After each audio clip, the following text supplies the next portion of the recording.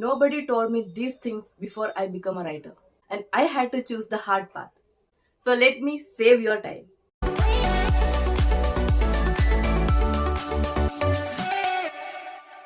Hello, I am Neetu. How are you? I am a content writer, creator, and someone who made all the mistakes so you don't have to. Let's start. It is not just about writing. Being a writer means learning SEO, tone formatting, client communication. Writing is just like 30% of the job. So let's dive deep into this. What is SEO in content writing? It helps your content rank on Google. We use keywords, meta tags, headers, and quality content. So this is important here. What is how will you understand your tone? Tone is equal to how your content sound. Is it sounding professional, conversational, friendly? So match it with your client's audience and purpose. Then we will come into formatting for readability. Formatting means the content should be easy to read. You should use heading, bullet, short paragraph, and bold important points. Then we will come into clear client communication. Obviously we have to collaborate it for long term purpose, so understand their requirement, clarify your doubts, send the draft, and even ask for feedback. So in short, great content is equal to SEO plus right tone, clear formatting plus strong communication. The overall success depend on that. So let me tell you, in the beginning, I had said yes to all the low paying jobs. We all do, right? And it is not wrong. But at some point of time, you have to raise your what we say, the price, the rate. Because starting में हमको क्या लगता है कि ओ हम इतना experience नहीं है, एटलीस्ट ये तो मिल रहा है, इतना वर्क तो मिल रहा है. बट ऐसा नहीं है. आप आपने अराउंड चलो 300 आर्टिकल्स लिख लिए, 500 आर्टिकल्स लिख लिए, आपको थोड़ा बहुत तो वो आया होगा ना, एक्सपीरियंस तो मिला होगा ना, आपने बहुत सारा मिस्टेक किया होगा और इसलिए आप अभी भी लिख रहे हो. तो आपको क्या करना है, आपको आप जो अभी का जो रेट है उसके आपके एक्सपीरियंस के मतलब एक्सपीरियंस जितना आपने लिखा है उसके हिसाब से you have to race your rate. अभी फॉर एग्जाम्पल आई हैड, मैंने लास्ट वीडियो में भी बोला था कि मैंने 0.20 से मैंने स्टार्ट किया था, 0.20 पैसे से पर वर्ड. तो अभी then I had written for 0.30, 0.2530, then eventually it become 4.5, and then at some point of time it वो क्या हुआ 0.50, मतलब 50 पैसा पर वर्ड के हिसाब से. तो आप जितने लिख रहे हो उसका आधा पैसा आपको मिलता है. ऐसे 2000 वर्ड्स लिख रहे हो तो आपको 1000 रुपीज मिलेगा. तो वो एक पीरियड था मेरे लाइफ में, मेरे करियर लाइफ में.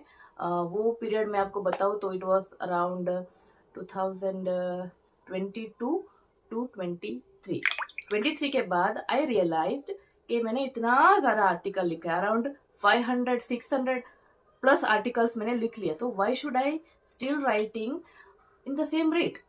तो मैंने क्या किया कि जितने भी मेरे क्लाइंट्स थे, मैंने आपको बता दूं, मैंने बहुत सारे सोर्सेज से मैंने काम किया है. अभी लिंक्डइन में से मुझे पिच करके थोड़ा क्लाइंट्स मिला है.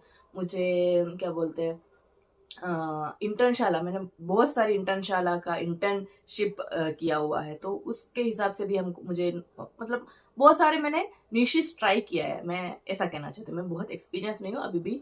I am learning, I am writing, and या तो बहुत सारे निशिस मैंने ट्राई किए. तो और एक चीज मैं ये बताऊंगी कि आप अपना एक निश जो है, निश मार्केट है, निश क्या बोलते हैं, वो चूज करो.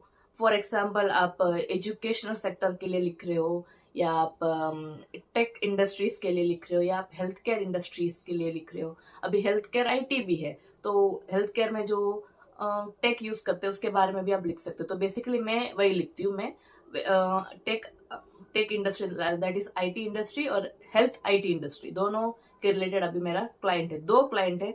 And they frequently give me task and assignment, तो मेरा चल जा रहा है. तो इससे क्या है कि मैंने अपना रेट भी बढ़ा दिया, and I am not doing like enormous amount of work. एक दिन में मैं 4-5 आर्टिकल नहीं लिख रही हूँ.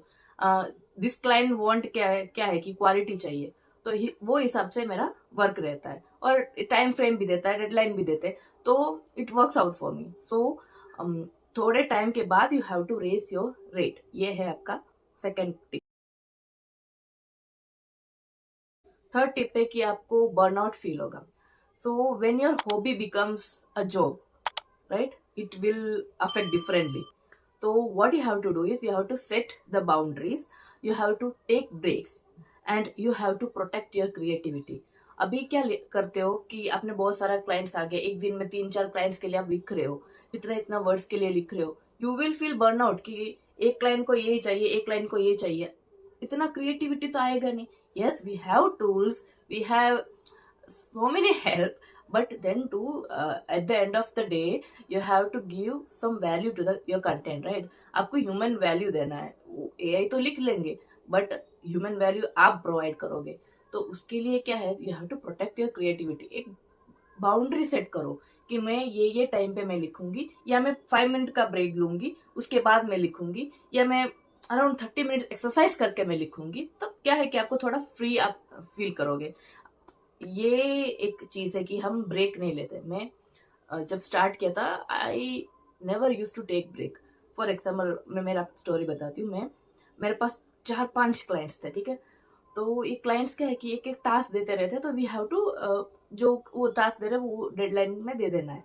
तो कोई कोई क्लाइंट का क्या है, एक दिन का ही डेडलाइन होता है कि हमको ये कंटेंट चाहिए एक दिन में और इतना परफेक्ट चाहिए. तो उसके साथ अलावा क्या है, दूसरा क्लाइंट है कि मुझे हमको ये शाम तक चाहिए या मुझे दोपहर तक चाहिए, ऐसा भी क्लाइंट है.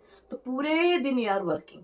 उसके बाद जो नेक्स्ट डे हमको टास्क देना है, जो डेडलाइन दिया है, तो उसके लिए भी वर्क करना है. तो I use to stay like I use to work like 4 AM तक मैं वर्क करती थी. 4 AM तक मैं कंटिन्यूसली वर्क करती थी. And my baby was small, she was also get मतलब इरिटेट हो जाती, क्योंकि ये जो वेदर है, वेदर के हिसाब से बच्चों पे असर होता ही है.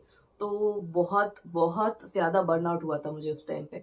फिर जाके मैंने सोचा कि क्यों करना इतना, अपने हेल्थ को भी आप हार्म कर रहे हो, स्ट्रेस ले रहे हो, नींद पूरा नहीं हो रहा है, किसके लिए कर रहे हो. तो आई डिसाइडेड कि नहीं, अभी मुझे ब्रेक, थोड़ा पूरे डे में मुझे ब्रेक लेना है.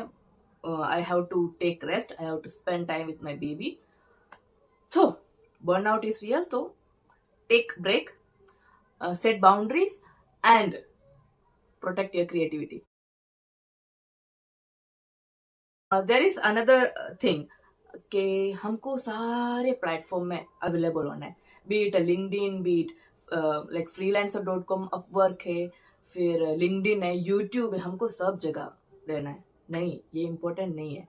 आपको सिर्फ 2 प्लेटफॉर्म चूज करना है. यूट्यूब ले लो या लिंक्डइन ले लो, नहीं तो इंटर्नशाला ले लो, आप freelancer.com. सिर्फ 2 आपको क्या बोलते हैं प्लेटफॉर्म चूज करना है एंड उस पे वर्क करना है. पर्सनल ब्रांड बनाना है, अभी बहुत चल रहा है पर्सनल ब्रांडिंग, तो वो आप कर सकते हो थ्रू 2. आपको 2 प्लेटफॉर्म पे, सिर्फ 2 प्लेटफॉर्म पे आपको फोकस देना है और उस पे वर्क करना है, ठीक है. और सारे प्लेटफॉर्म में अवेलेबल होना इज नॉट रिक्वायर्ड, और उसमें वर्क होगा भी नहीं. आप चले लास्ट में आप बोलोगे कि यार क्या कर रही हूँ यार, वो भी वर्क नहीं हो रहा है, ये भी वर्क नहीं. क्यों करना है, सिर्फ 2 प्लेटफॉर्म चूज करो and work on that. Okay, so once आपने ये प्लेटफॉर्म चूज कर लिया, you have to share your story. that means your experience.